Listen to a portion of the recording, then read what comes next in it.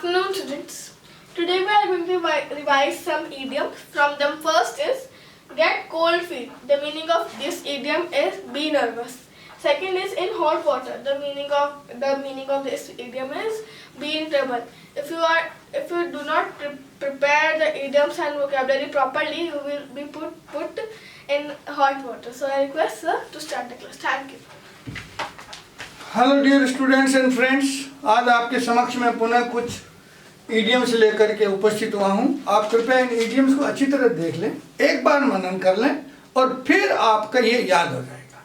फिर जब भी कभी भी आप न्यूज़पेपर पढ़ते हो, बुक्स पढ़ते हो, कुछ भी पढ़ते हो, उसमें ये इनका यदि आपका सामना होता है तो उस समय यू रिकॉल कि मैंने वो पढ़ा था। और यदि आप थोड़ा बहुत भी भूल गए हों तो अपनी लिस्ट से उसको पुनः चेकिंग कर लें, मैचिंग करा लें, और यही तरीका है याद रखने का। अदरवाइज क्रैमिंग करने से कोई मतलब नहीं है। चलिए, लिथोलॉजी, जब मैं आपसे पहले वादा कर चुका हूं कि हर वीडियो में एक साइंस का स्टडी का भी इसमें इंसर्ट किया करूंगा। तो पहले आज मैं कर रहा हूँ लिथोलॉजी। लिथोलॉजी का मतलब है स्टडी ऑफ रॉक्स। आप जानते ही हैं कि रॉक्स 3 तरह की होती हैं। कौन कौन सी होती है? Igneous, sedimentary and metamorphic. और रॉक्स में ही मिनरल होते हैं एम्बेडेड, यानी rocks carry the minerals also. तो वो टोटल स्टडी जो है रॉक्स की, वो लिथोलॉजी में काम आती है। इसलिए आप कृपया ये समझ लिए कि lithology means study of rocks. अब नेक्स्ट आ जाइए, ये इडियम्स कर लेते हैं। There are other fish in the sea. ये एक तरह से आपको सांत्वना देने के लिए है, आपको मोटिवेट करने के लिए है कि there are other fish in the sea. यदि आपसे कोई फिश छूट गई है, आप फिश को नहीं पकड़ पाए हैं, तो चिंता मत करिए। There are plenty of fish in the sea. और वो दूसरी प्लेंटी भी ऐसी भी हो सकती है कि वो जो आप पकड़ने वाले थे उससे भी बढ़िया हो सकती है ना। इसलिए चाहे आप, यदि कोई आपका गर्लफ्रेंड आपको छोड़ के चली गई या आपका बॉयफ्रेंड आपको छोड़ के चले गया, don't worry, the world is full of this fishes. Fish बोलेंगे क्योंकि फिश का तो प्लूरल भी फिश होता है। इसलिए यदि जो पकड़ी गई फिश है उससे ज्यादा फिश अभी भी समुद्र में है, ये मान के चलिए। इसलिए don't get nervous, don't get disappointment कि आप इस परीक्षा में फेल हो गए हैं, अरे या आप और अच्छे पास हो सकते हैं। ये फेल होना भी हो सकता है कि ब्लेस इन डिस्गाइज हो। इसलिए ये जो है ना, एक तरह से बकअप करने के लिए आपको कि don't get disheartened, there are other fish in the sea. यदि आप एक परीक्षा में फेल हो गए, हो जाने दीजिए, हो सकता है नेक्स्ट परीक्षा इससे भी बढ़िया हो और उसमें पास हो जाओ। इसलिए आप जो है इसको there are other fish in the sea आप याद कर लें, कंप्लीट याद हो जाएगा। By the skin of one's teeth, यानी आपकी शेविंग हुआ है, आप यदि बचे हैं, आपके दांतों के जितनी आपके दांतों की जो स्किन है उसकी मोटाई है, उसके हिसाब से आप बचे। यानी दांतों की स्किन की मोटाई कितनी होती है? पहली बात है कि दांतों की स्किन होती ही नहीं है। दांत ही ऐसी बॉडी हड्डी है शरीर की जिसके ऊपर स्किन नहीं होती है पूरे शरीर में। मनुष्य जाति या एनिमल किंगडम में यही एक हड्डी है जो एक्सपोज्ड होती है। अब उसकी स्किन की मोटाई से आप बचें, इसका मतलब आपको भगवान ने बचाया, अप्रत्याशित काम हुआ, आपका बचना होना था, इसलिए आप बचे। इसलिए आप प्रिकेरियस कंडीशंस में हो तो आप कह सकते हैं कि मेरे को तो भगवान ने बचाया। भगवान ने क्या बताया? स्किन ऑफ योर टीथ, यानी ऐसे। जैसे ये कहाँ से आया है? ये आया असल में बाइबल से। बाइबल में जो जोब का चैप्टर है उसमें जो जोब है ना, वो बिलाप करता है कि परमात्मा ने मुझे बचाया है bye the skin of my teeth, यानी मेरी जो दांतों की स्किन है उसकी मोटाई जितना सही रह गया था मैं, अन्यथा मैं खत्म हो जाता। इसका मतलब ऑलमोस्ट ही खत्म था परंतु बच गया। इसलिए आप यदि कोई प्रभु की कृपा से चमत्कारी रूप से बचते हो, है ना, यदि आप रेल के सामने आ गए हो, रेल आ गई, रेल के ऊपर आपसे ऊपर से निकल गई, फिर भी आप बच गए, तो आप ये कहते हैं कि I am escaped by the skin of my teeth. Come rain और साइन, जो कुछ हो, कम रेन और साइन का मतलब जो कुछ भी हो हम हमारा काम करते रहेंगे, हम हमारे काम से विचलित नहीं होंगे। हमारा काम का करना किसी बाहरी परिस्थिति पर निर्भर नहीं करता है, हम तो हमारा काम करते रहेंगे। इसलिए कम रेन और साइन, मैं तो मेरा पाठ करूंगा। कम रेन और साइन, मैं तो ये मैथमेटिक्स का पूरा चैप्टर करूंगा। कम रेन और साइन, मैं तो वॉकिंग में जाऊंगा। तो ये नहीं, आप दृढ़ निश्चय वाले हैं तो आप कह सकते हैं कम रेन और shine, you will do your duty. Easier said than done, कहना आसान है, करना बहुत मुश्किल है। आप कह सकते हैं कि साहब आप जो ये कर लेना चाहिए था, ये कर लेना चाहिए था, ये कर लेना चाहिए था। कहना बहुत आसान है, करना थोड़ा मुश्किल होता है ना। जो जिसके उस रास्ते से गुजरा ही नहीं हो वो ही कह सकता है करने वाले को, परंतु जिसने करा है वो जानता है कि कितना आर्जुअस काम है ये, कितना मतलब एक तरह से हार्ड वर्क है। फिर भी हम किसी को जो हमको उपदेश देता है तो उसको हम कह सकते हैं easier said than done। Turn a blind eye. Turn a blind eye का मतलब है कि आपको कोई निर्देश देता है और अब आप उस निर्देश को अनदेखा कर देते हैं और आप अपनी करनी करते हैं, आप अपनी चाल चलते हैं और आप उसका बिल्कुल ध्यान नहीं देते, जानबूझ करके आप अवहेलना करते हैं, तो हम कहते हैं कि you are turning a blind eye. अब इसका ऐतिहासिक पक्ष क्या है? इसका ऐतिहासिक पक्ष यह है कि देखिए जो इंग्लैंड के जो रॉयल नेवी के ऑफिसर थे होरेशियो नेल्सन, और वो एक आंख से उनका डिफेक्ट था, वो उन्होंने एक आंख युद्ध लड़ते लड़ते खोई थी।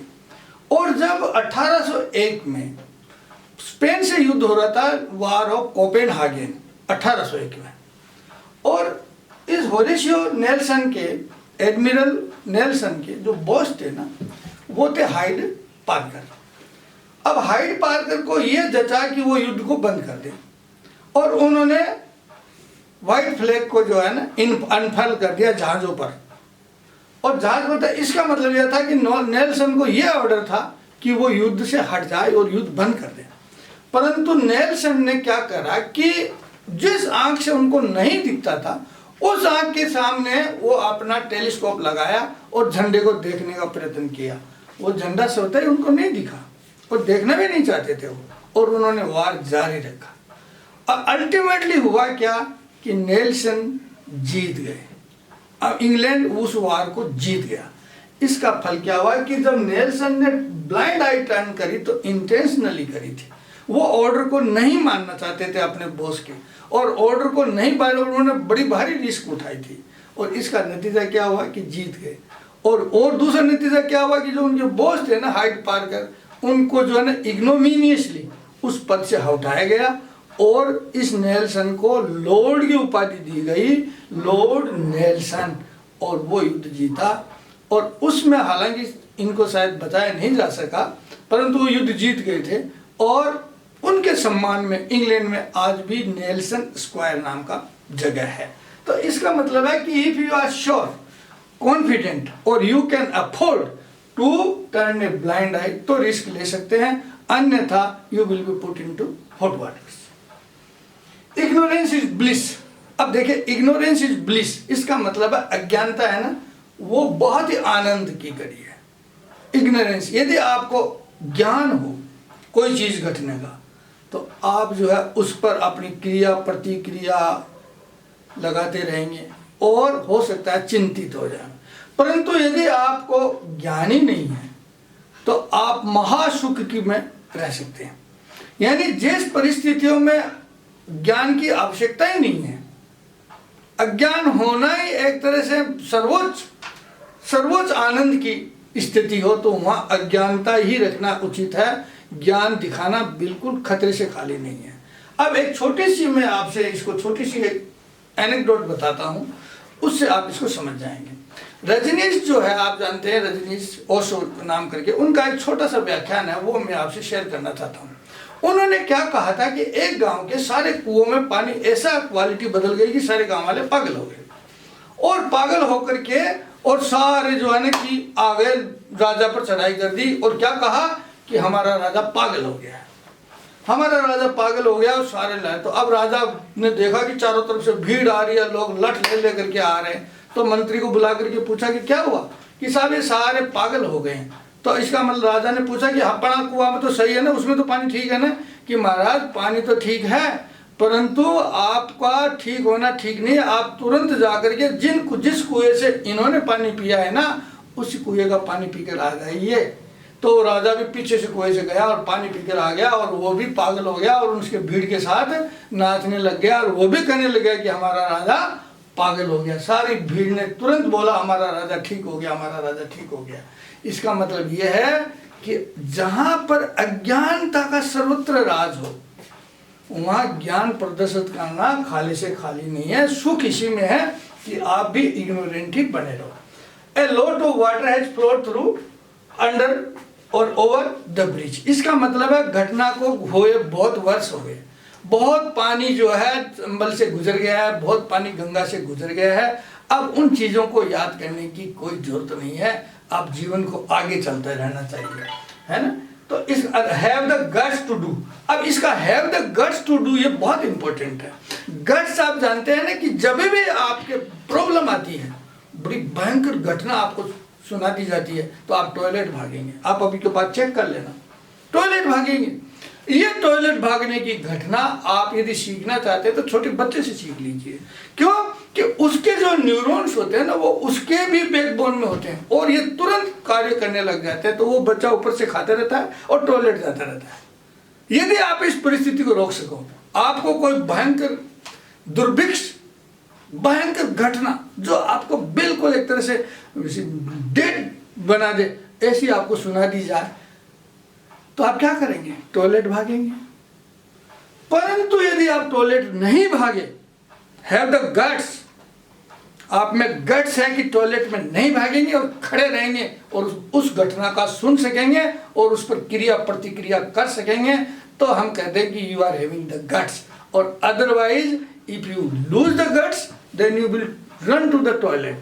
सो if you are of that type of person कि आपके पास गट्स हैं, आप सामना कर सकते हैं, तो आपको हम प्रेजिंग करेंगे, have the guts to do. और यदि आप नहीं है गट्स हैं, तो जिस प्रकार से छोटा बच्चा ऊपर से खाता रहता है, नीचे टॉयलेट जाता रहता है, वो हालत आपकी है, तो you are not having the guts. तो आज के लिए मैंने आपके लिए इतना ही जो है वीडियो में लाया हूँ।